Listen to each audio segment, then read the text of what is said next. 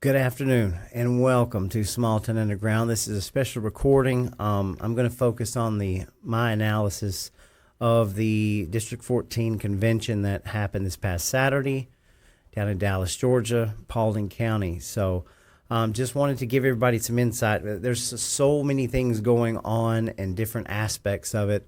When you get to the federal level, we've got a state convention coming next. Different facets, a lot of technological stuff, a lot of injustices that are happening all over the place. So I'm trying to stay super focused on certain things, and especially my primary goal is to share with you how we voted on paper ballots, so that we, the people of all districts, can come to state and we can get the exact same thing done there. And and I know I've posted about it, but I wanted to share a video. We've got, a little over a month away from it. And so I want to share my story with everybody so that they can share it and we can continue to come together, the better, more prepared we can be. So overall, I would like to just commend everybody in District 14. I thought we had a great convention. It was set up well, very professionally. We had Zach Brandenburg running the board and the show, and he did a great job on the spot. So many good people coming together. It was a great day, and we had opposition. We had people that liked things and didn't like things, but everybody got along cordially, and I believe it was a successful convention. And for a lot of the newcomers that were there, had a lot of great conversations. They asked a lot of good questions. And we all kind of went through this thing, preparing ourselves with Robert's Rules. And I had a lot of people that had also told me that our video that I did, the episode with Alex Johnson, helped them out a lot, kind of gave them some insight. And that's what it's all about, is education. And so we're going to do another one moving up to state convention, so we can all be on the same page, because we lack information and understanding. And so that's kind of what I wanted to share with you. So I want to let everybody know that we have a new district chair.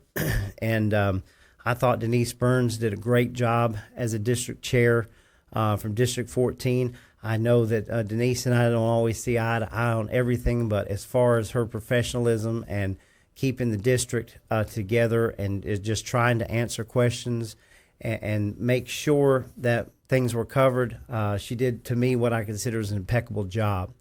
So I send a shout out to Denise. And now we have a new district chair, Jim Tully. I'm sure that a lot of people from Georgia are aware of Jim Tully. I don't know Jim very well. I've spoke to him a few times. He's always been very cordial. I've listened to a couple of his speeches. I know that he worked for the Marjorie campaign. And so I look forward to starting a dialogue with Jim and my activism and my angles of what I want to see done. And I'm hoping that we can somehow meet in the middle of what we want to accomplish. But we welcome Jim Tully into District 14. I think you could call District 14 a myriad of different things, but I don't think that it's a swamp up here. I really don't. I want to remind everybody that I think that politics is mainly a clown show to begin with. That's always been my position. I've always felt like I've taken a step back into getting into politics.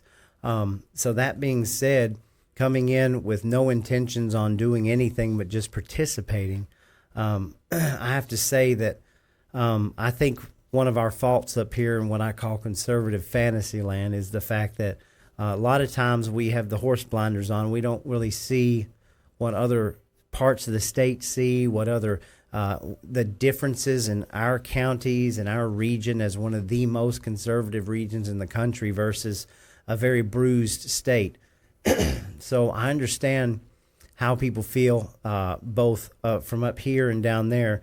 And the thing about it is we all have different problems everywhere. And the only way we can come together is to bring out truth and light, and we sit down at the table to try to move forward with it. So that's my goal. I have no other goal in any of this, because I could literally walk away from the GOP at this moment. Go back to watching Bread and Circus and not lose a minute of sleep over it. So I'm choosing to be here. The GOP came to me in our activism a long time ago, and I agreed to step in. And when I'm stepping into this, I realize that I'm stepping into their system, to their game, right? And so we have to find a check and balance here. So I don't think that District 14 is a swamp.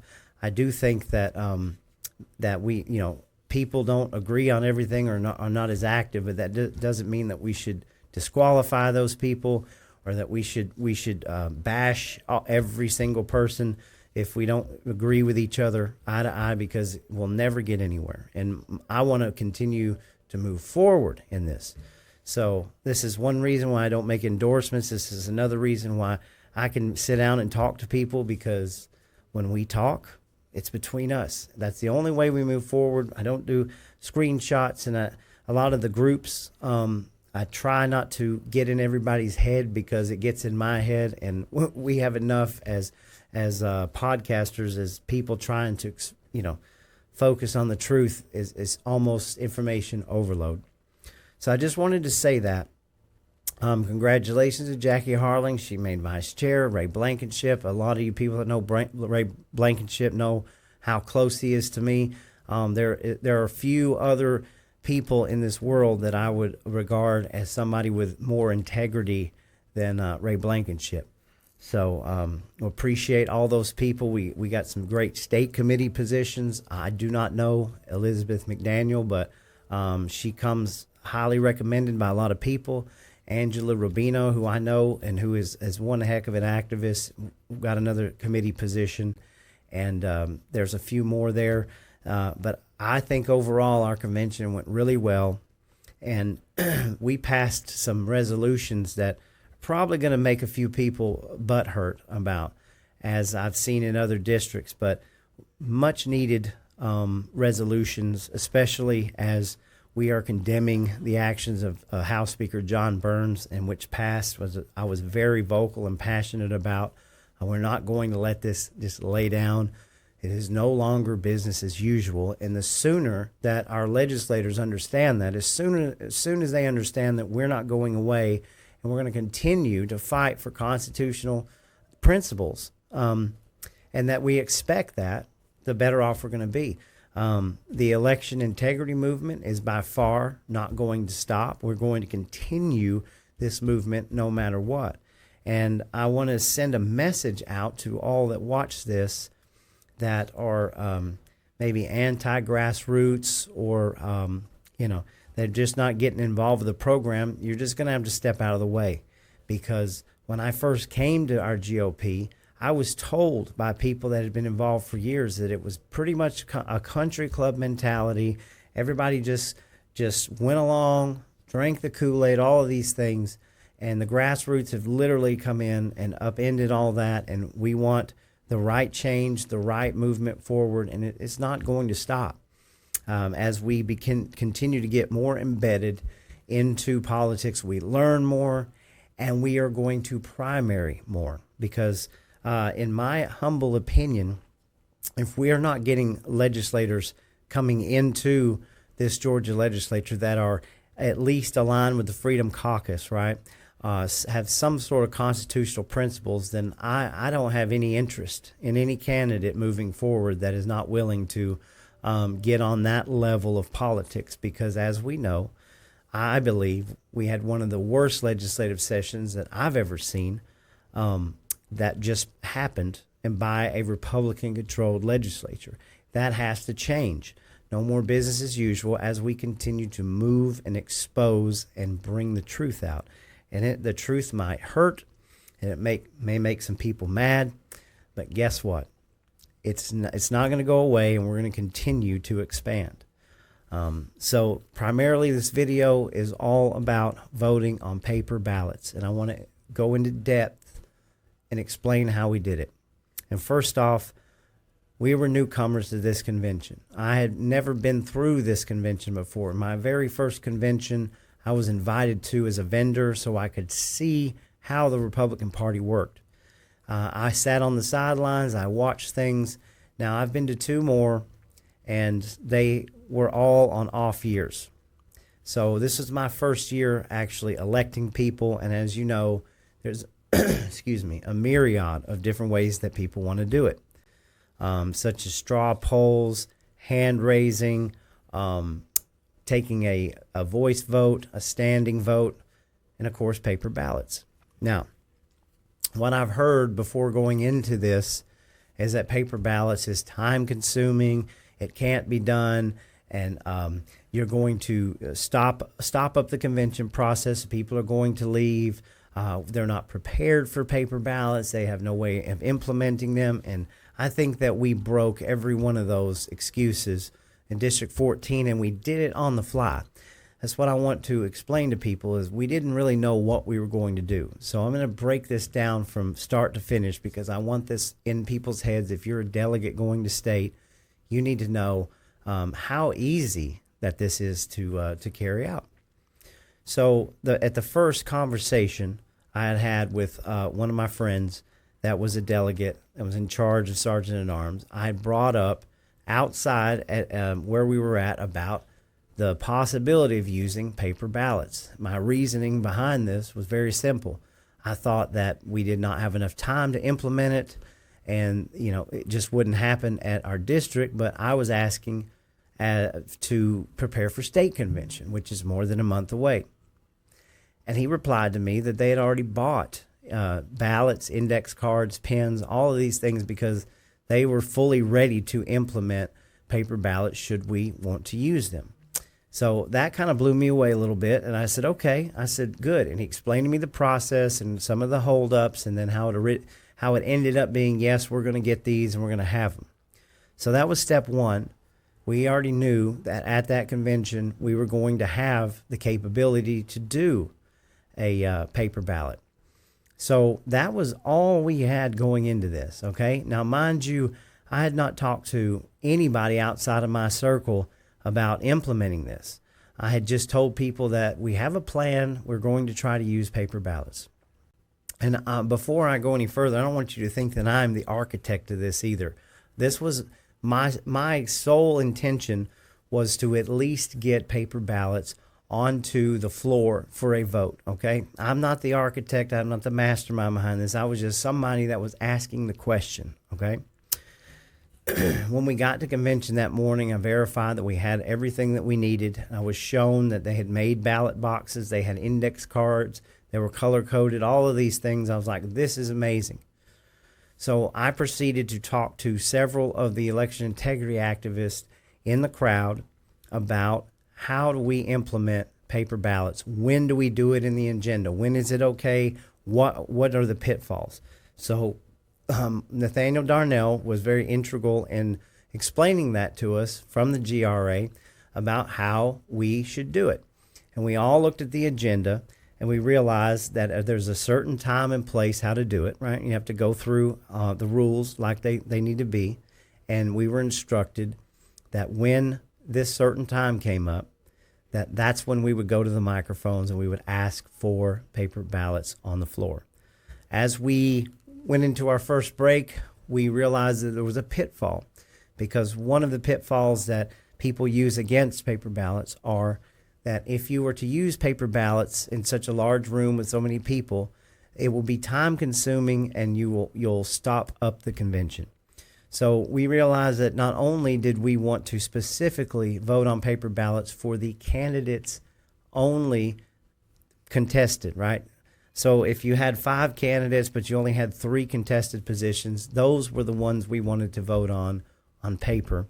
And we did not want to vote on anything else on paper. In other words, as the convention continues and you move into resolutions, you vote standing votes, you vote voice vote, however you want to do it. We just wanted to vote on the contested positions only. That's exactly how we motioned forward. Stacy Dorn, who is, I can't say enough praise. She was fully on board, and she was able to put the motion on the floor that we vote on paper ballots for only the contested races. I furthered that with either what I consider an amendment or an motion that not only do we vote on paper ballots on the contested positions only, but we allow for the counting of the ballots to be done as the convention continues. In other words, we did not want to stop the convention in order to do this. All right. It's very important because that eliminates any arguments against the time that it takes. Now, Ray Blankenship, who was our sergeant at arms, was fully vested and prepared to lead this. So my opinion is you find one person who's the boss who lays this out. And what we did was we used our sergeant at arms that were there. So there were 3 contested positions in our executive races. So we happened to have 3 different color cards for each race. And so what Zach Brandenburg did on the fly was that he was able to put the 3 contested positions up on the screen in front of everybody. And if there, for the 2 candidates for each race, you put a 1 or a 2 beside each person's name. And then the sergeant at arms went and handed out all 3 color index cards to each person, each delegate that was voting. All right. You had to be seated in order to get the cards. So we gave them a minute or so to make sure everybody was seated. We handed out the cards with pens. So each delegate got 3 cards, 3 different colors, and a pen. Then they proceeded to vote based on what Zach had put on the screen. And there was a 1 or a 2 beside each person's name in each race and a color-coordinated card. There was orange, green, and yellow. And no sooner than we handed out the cards, our sergeant-at-arms went back with the ballot boxes, and we let the delegates put all 3 cards in the same box. And of course, we showed the boxes before we handed them out. They were completely empty. And as a delegate myself, I put my own cards in the box. We didn't separate the colors, just put them in the box. We went around the room, gridded everything off, and we collected all the cards into a box. Then we proceeded with we made a final call. Did we miss anybody? Does anybody have their ballots? And whatever happened, we picked the rest of them up, and we went to the front of the stage where we had a table set up. We put the cards in the boxes, we placed them on the table, opened them up, and we proceeded to arrange each colored card into its own pile. And as soon as that pile was made, we put them in Ziploc bags and we laid them on the table. At that time, or right before we did that, we asked if anybody from the audience wanted to be a monitor so they could monitor every part of this. We did have at least, I believe, 3 monitors that came up and sat at the table the whole time. Once all the cards were in the Ziploc bag, Ray was in charge of the counting. So he got a couple of people. They sat down at the table, and they started to separate each color's cards into each pile based on whether you voted for a 1 or a 2. While this was going on, the convention continued. And as it continued, I believe they were done with the final results probably no later than maybe 3/4 of the way through the first resolution that was on the agenda. And I believe we went ahead and finished that resolution, and then the results were delivered to the chairperson, and the chairperson read them out to the audience, and it was as simple as that. The cards were kept in the Ziploc bags on the table for the rest of the convention until convention was over. We did not skip a beat. We did not have anybody complaining. There was a few people that were kind of joking around about it, but ultimately everybody was happy with it, had 0 confrontations about this, and all elected positions that were contested were voted on. As simple as that. And you can't get any more simple than that. It was totally transparent in front of the audience with monitors. And anybody could have went back and looked at any one of the ballots, and the fact that they were color coded. How can you screw that up? So a couple of key takeaways here. Very simple. The sergeant at arms were responsible for carrying this out, right? So there was no confusion there. The head of the sergeant at arms was responsible for doing the counting and making sure that everybody knew their place. And it did not bother the convention one single bit. okay? And again, we put it on the floor for a vote. It was voted in. The ayes had it. It's that simple, folks. There's zero reason why we cannot count paper ballots during state convention for these contested races. We don't. I but firmly believe that if anybody if anybody else is telling you otherwise, they have an ulterior motive, a nefarious purpose. Now, why is it so important that we vote on paper ballots? Well, it's very simple. This is what the vast majority of the people in the state are calling for. This is what's been ignored by our state legislature, and this is also an executive order that is now being pushed by President Donald Trump. Now, District 14, I know there was a couple other districts that had voted. I also heard that there was one district where it was kind of muddled. Everything was kind of unorganized because it takes people that are willing to do it and do it right. So obviously, you look for nefariousness in everything you do. So if somebody's creating a problem, that's one thing. But again, this is an executive order. This is a push by our federal government to hand-marked, hand-counted paper ballots. We, in District 14, were able to send a message to the state and to the rest of the country, for that matter, that we were willing and able to do it, and do it in a way that not only simplified the process, but was carried out in front of everybody, transparent. So that is my main focus, is getting this information out, because I feel like that nobody wants this kind of information out. Nobody wants you to know, excuse me, how things are done, how things can be done. But we, the people, are not going to just sit down and just let things go at all. And this is the way that it needs to be done. And I want this video to be shared throughout the state so that everybody can hear this story. And it doesn't mean we have to do this process as I'm speaking, because I know that there are grassroots groups that are already planning to have paper ballots with ballot boxes and all of these things already there at state. So we're taking every single argument away, because all we're focused on one thing: what's right and what makes sense and what is true. That is it. There's no ulterior motive with this. We hand these out as a secret ballot like it should be, and everybody gets to vote their conscience for whoever they want to. And we're not going to allow intimidation tactics or anybody to control the vote, because the most important person in a state convention is the delegate. It's not the people running for office. It's not the speakers. It is the delegate. And that is their responsibility and their right, and it should be done this way.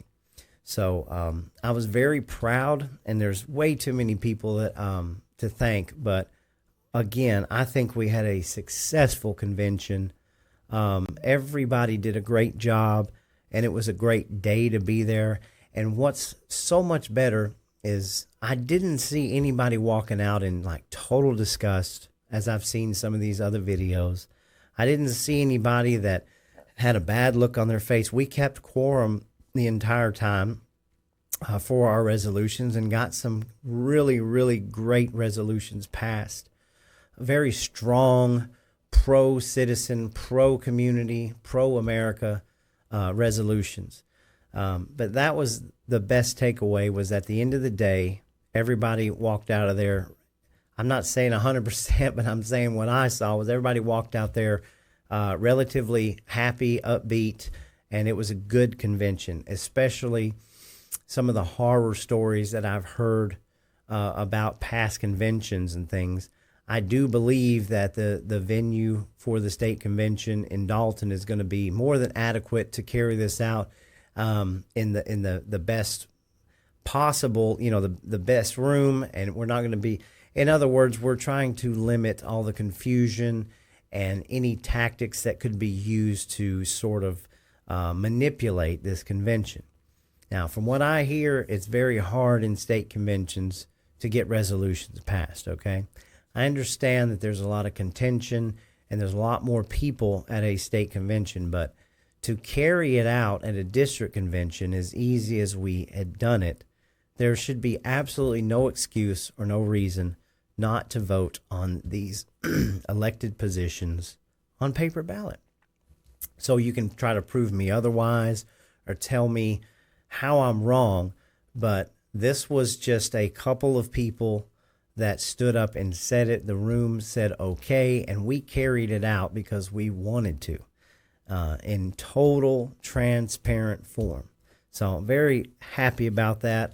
I'm excited to see where all of this leads as your people in all your districts are starting to stand up. And, so much so I've witnessed to where GOPs, county-wide, this and that, you may have one or two people that know the rules, that know Robert's rules, that know how things work. That's not good enough. We've got to educate ourselves to know exactly what is coming at us and how to deal with it. And the more exposure that we give, if the more that we learn and educate each other, not for a nefarious purpose, but to get things done, the better off we're all going to be. So it's just no longer business as usual. So again, I give kudos to District 14 for what they've accomplished. I'm hoping that we can have a great state convention, and we are going to be bringing more education to you. We're going to have an episode all about state convention through Alex Johnson, as he helps us get a little bit of navigation in our heads on where we're going. But again, if you have any questions, you can feel free to reach out to me, and I would love to see some more districts post up their information of how it went with their counting, because it's very important to us that we get rid of the Dominion voting systems and we go to paper please. And hopefully this will help everybody in the realm moving forward. So I'm always available for contact. And again, we'll drop some more of these just so we can continue to educate. But I appreciate your time, and I hope everybody had a great convention where you were at, and we'll see you next time.